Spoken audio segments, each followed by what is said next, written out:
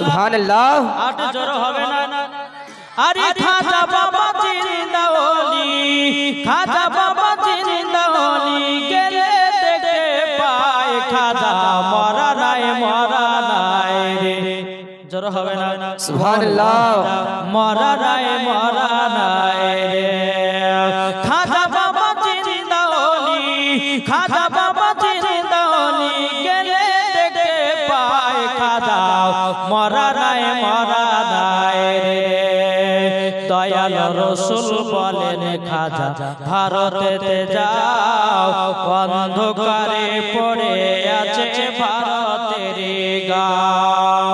দয়াল রসুল বলে খাজা ভারতেতে যাও, অন্ধকারে পড়ে আছে ভারতের গাঁও।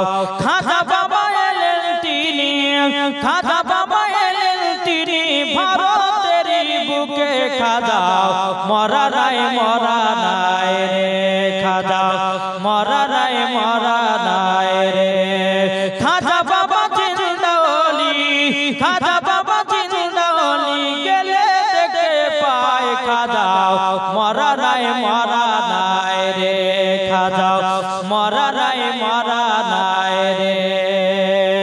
আরে খাজা বাবা এলেন তিনি আজমির জমিনে, খাজা বাবা এলেন তিনি আজমির জমিনে।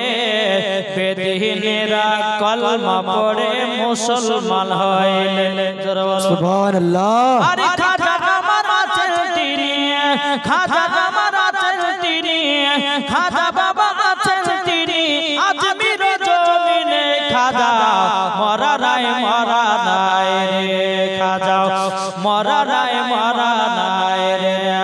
খাজা বাবা জিন্দা ওলি, খাজা বাবা জিন্দা ওলি, গেলে দেখতে পায় খাজা মরা নাই রে। খাজা মরা নাই রে। আল্লাহুম্মা সাল্লি